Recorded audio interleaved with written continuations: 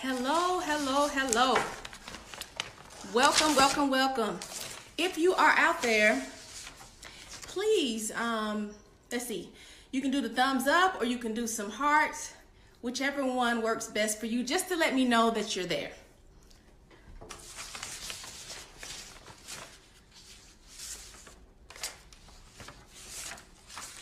All right, so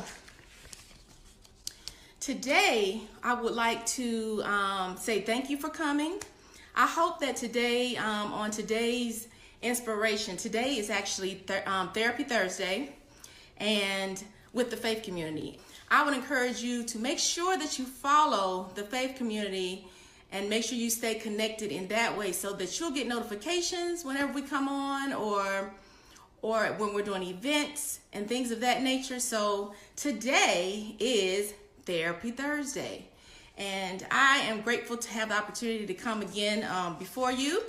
I am Melanie Ivy, your emotional intelligence coach, and last time we talked, I had a great time sharing with you some things that you can actually implement with your family or with yourself, just to sort of make sure that you are in a position where you are being healthy. And hey, Christian, where you're being healthy and you're really taking control of your emotional health.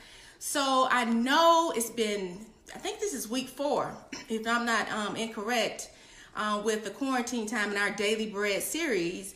And with that being said, I'm sure you guys have experienced, if not, you may need to prepare yourself to experience some heightened anxiety or stress because of the timing. You know, a lot of people, it's a lot of unknowns right now. And so what I wanted to do today was share some information about, hi Michelle, some information about this concept called fear of missing out. And the acronym for fear of missing out is FOMO. So you may hear me say that a little bit during this time. And I want to share the concept because I want you to be aware that you actually may be experiencing this and you didn't have a name to put with it. So I want to also talk about some signs of when you may be experiencing FOMO, which is fear of missing out, and some ways that you can actually reverse this, which has its own acronym as well, which is JOMO. And JOMO stands for joy of missing out. So I'm excited about sharing this concept with you.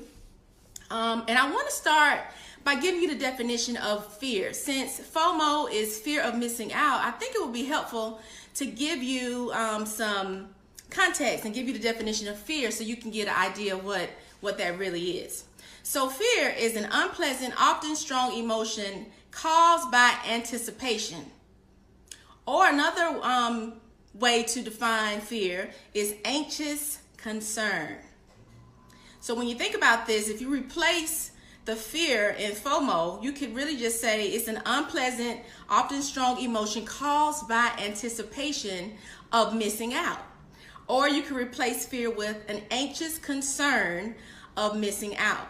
And so this is a real thing. People really suffer from this. And the cause of it actually is social media.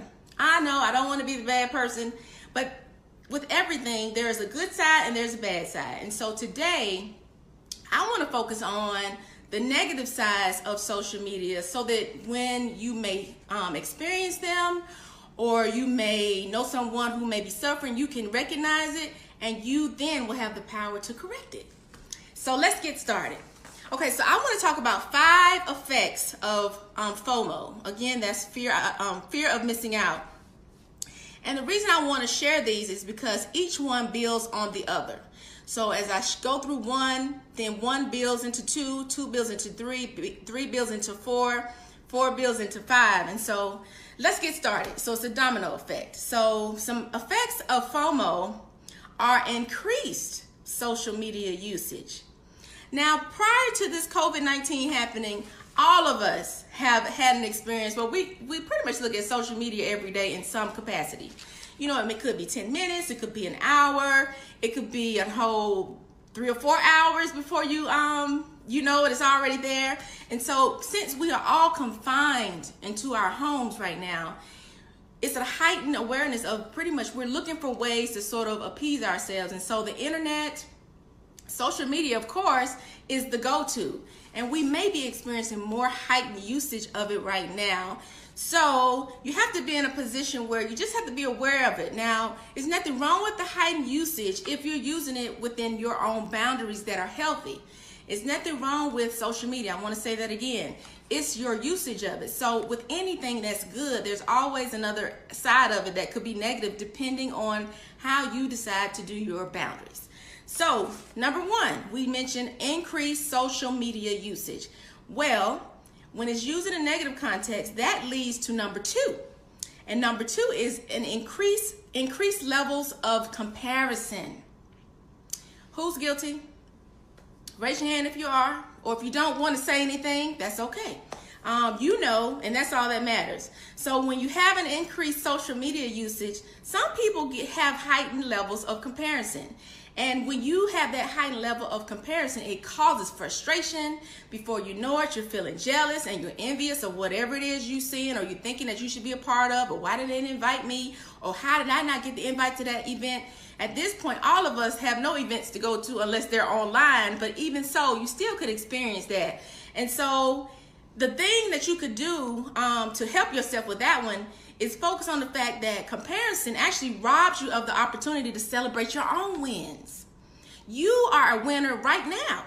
And so you want to make sure that when you feel that heightened happening, you know, you say, oh, wait a minute. I am the mom myself. Wait, I have done this, this, and this.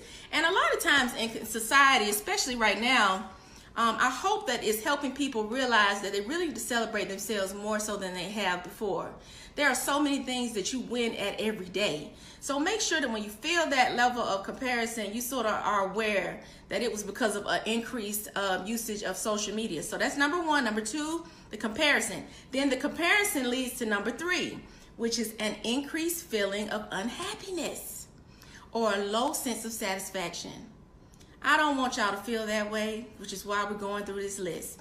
So again, number one is an increased social media can lead to FOMO, which is fear of missing out. Number two, that leads to comparison, an increased level of it. And then number three, you start feeling unhappy. You start feeling a low sense of satisfaction. Your contentment just goes out the door. Then that leads, can you believe it leads to another thing? Number four is an increase of anxiety and depression. Now, right now with everything else that's happening, we already have all of us. Nobody's exempt from having some level of anxiety. However, again, you can control how much of a boundary you want to put on that. Some stuff is out of our control. We definitely know that. All of us have experienced that. But then you don't want to experience an increased amount of that, especially when you can actually control that. And I want to suggest that those who have people in their homes, your children, your spouse, whoever you're quarantined with, be aware when their moods and their emotions change during this time period. It could be because of the increased social media that led to the comparison, that led to the unhappy feelings. And then now they're feeling anxiety in a more increased way and depression. And then number five, that leads to a greater involvement in unhealthy behavior. Yep, I said it. Unhealthy behavior. So the unhealthy behavior becomes a problem because that's derived by the thoughts and the beliefs that you have.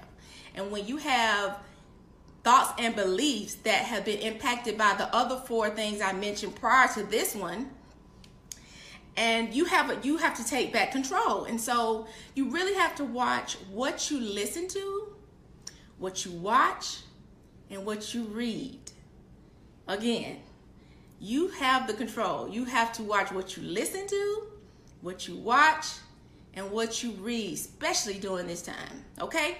So again, we've gone over all five effects of FOMO, which is, say it with me, fear of missing out. So again, I just want to say real quick. Number one, increased social media usage. Number two, increased levels of comparison, which leads to number three, increased feelings of unhappiness, which leads to number four, increased anxiety and depression. And then Lord knows, number five is the greater involvement of unhealthy behaviors. Now we're all have our bouts with, trying to stay healthy and keep our minds straight. But hopefully this will help you recognize when it's happening to you. especially during COVID-19, there's this extra layer of anxiety that we're all experiencing because we don't have we all are in a position where there are a lot of unknowns right now. So it's extremely easy to fall into FOMO, into a pattern of continual FOMO. And so it's because we're all trying to look for ways to escape this situation. But again, when you feel it, don't feel bad, but hopefully this will help you recognize it, and then you can have the power to change it. So I want to say there is hope. So let's talk about JOMO, which is joy of missing out. So we're going to start this again with sharing what the definition of joy is. And joy is the emotion evoked by well-being, success, or good fortune. So if you were to replace the joy of missing out with that, you could just say the emotion evoked by well-being, success, or good fortune of missing out. This is something we all should strive to do, because this is where our intrinsic values get to shine and they get to magnify, not only for us, but the people around us. And so I want to talk about 5 ways that you can incorporate the joy of missing out in your daily life. Are you ready? Okay. So number one is change your focus. I know you're like, Melanie, that sounds pretty simple. No, some people struggle with this, but I do want to emphasize you have the power to change your focus. Rather than focusing on what you don't have or what you're lacking, try focusing on what you have. And when you try this exercise, you'll be actually surprised at how much you actually have versus what you're lacking. It's all in the perspective. So again, number 1 is change your focus. And some ways that you can change your focus are by adding more positive people to your feed. For example, if you're following people, especially on Instagram or Twitter, that evoke that FOMO in you, you feel your temperature rising, you feel your chest getting tight, you feel the rise of jealousy or envy coming upon you, guess what? You can change that situation.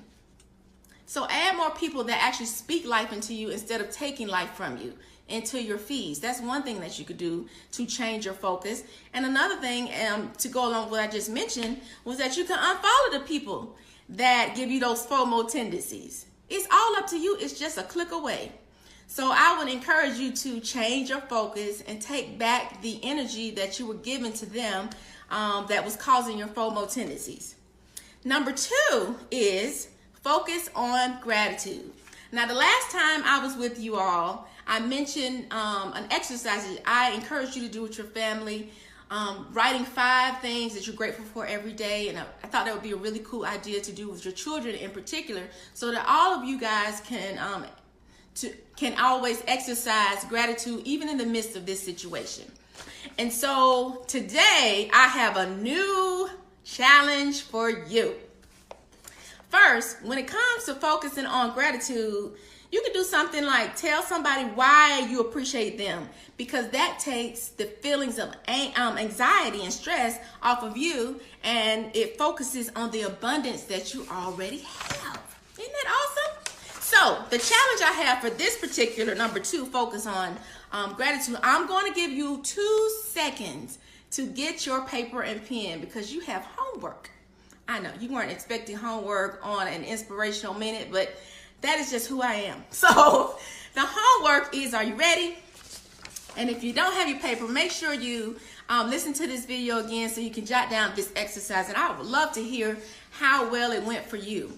The exercise is to make a list of the people that are closest to you, that you really feel connected to, and they're your, ride or die, your family. Even if they're not your blood family, you consider them family because you're so close. So you're going to make a list of these people. That's number 1, step 1 of the challenge. And then number 2, I want you to make it a priority in your daily list of things to do. You're going to actually contact these people. And you can do it every day. You can do 5 a day, however you want to do it, once a week, whatever you want to do. You're going to contact these people and you're going to ask them 2 questions. 2. Okay? 2 questions. And the first question is, ask them to share 3 things they value about your connection. Just 3 things. It could be friendships or relationships. Again, this is your list that you're creating for the people that mean the most to you. And you're going to ask them, number 1, for 3 things they value about your connection. Number 2, you're going to ask them 3 things they view as an opportunity to strengthen your connection. I know you're thinking, why am I doing this? This is a great time, especially if you have tendencies of FOMO, to reconnect with what matters. And so when you do this exercise with your list, I want you to also be in a position to answer the 2 questions for them regarding your connection with them. And you'll be absolutely surprised at the information that you probably didn't know, or just understanding more of how you can truly be there for them, even in the midst of this. And even after COVID-19 is over, your connection will be stronger because you actually took the time to refocus your energy from the FOMO to be in more of a JOMO mood, which again is what? Joy of missing out. Okay? Does that sound like a pretty good exercise? Put why in the thing, or no, or something to let me know if that's a good idea. Okay, so we've gone over, again, we've done number one, we've done change your focus. Number 2, we just talked about focusing on gratitude and the ways that you can do that with the exercise I provided. Number 3 is take a break from social media. The world is not going to end. The sky is not going to turn purple. I'm telling y'all, it's a beautiful thing. If you need to, you feel the need, take a break from social media. That's a cuss word in some people's vocabulary at this point, but I think it's actually a way to protect your energy, protect your health from an emotional perspective. Now you decide how long that's going to be. You know, that could be, some people have tried, half a day, 2 hours, couple of days, couple of months. Some people have gone longer. Whatever you feel is most comfortable for you, you can give it a try, and then maybe you can extend it later. But take a break. Don't feel guilty either about turning off your phone. That's something I have learned recently since January with some things I'm experiencing, that it's okay not to answer your phone. So I actually feel freer doing that. And you focus on enjoying the company that you have in your house or with yourself. Get into the habit of being comfortable with spending time with yourself too. So many people aren't. And so I would encourage you to, number 3, take a break from social media. Number 4, know your priorities. It's important that you know your priorities. Why, Melanie? I'm going to tell you why. Everybody has different priorities. And so because everybody has different priorities, the key is to know what yours are. If you know what your priorities are, then you don't have time to be jealous, envious of nobody else's successes and their drives and whatever they're doing, because you are focused on your priorities. And if you focus on your priorities, then your time is spent getting to moving your priorities forward. So it's very important that you know your priorities. So again, number 1 way to do JOMO, to incorporate JOMO, which is joy of missing out, is to change your focus. Number 2, tell me what number 2 is. Focus on gratitude. And number 3 is take a break from social media. Number 4 is know your priorities. And the last one is number 5, be intentional with your time. This is a huge one. Be intentional with your time. This is so important as far as scheduling things you want to do in your day. Lots of people are working from home right now. There are other people who are not in a position, unfortunately, to work. But it's still important for you to structure your day. Get up and make sure that you decide what's important for that day and work towards completing whatever you deem important for that day. I have this vision I want to give you. So let's say you have a big vase, and you have big rocks. and you put the big rocks in first, those are the things that are most important to you. And the little rocks would fall into the category of what's secondary as far as importance. So that as long as you get to the big rocks, you feel like you've done something. You feel like you've been productive, and the little rocks will fill in the holes that are in the vase, and then you feel like you've done everything. So it's all about setting yourself up for success every day to feel like you're making progress. If your progress for the day is just resting, do a good old job resting. Whatever that is, make sure that you set your priorities and you're intentional with your time. So I just want to leave one thing with you, something to think about, okay? The most expensive commodity that we have is time. Each of us get a new stack of I call it time every day, and it's up to us how we spend this time. So you can either spend your time making priceless memories, resetting, recalibrating, and planning for the future. That's your choice. Or you could spend your time making non-refundable deposits into pursuits that leave you bankrupt. That's not a good thing. But however, the choice is yours. You need to make the choice that you will be most proud of. So I appreciate you all listening. Again, I enjoyed sharing with you about the fear of missing out and ways that you can identify it, and also how you can reverse FOMO when you do recognize it in your own situation, and replace that with joy of missing out, which is JOMO, and how you can do that every day. I actually want to thank you all for your time. This is, again, Therapy Thursday. I am Melanie Ivy, your emotional intelligence coach, and I will encourage you to stay with the faith community. I also want to encourage you to join us on Saturdays, and it's at 4 p.m. So make sure that you go to the website, or you can go to our webpage on Facebook or Instagram, and you can sign up there, because we have a private link that we'll provide for you if you want to join us on Saturdays. So make sure you get on the email list. You guys take care.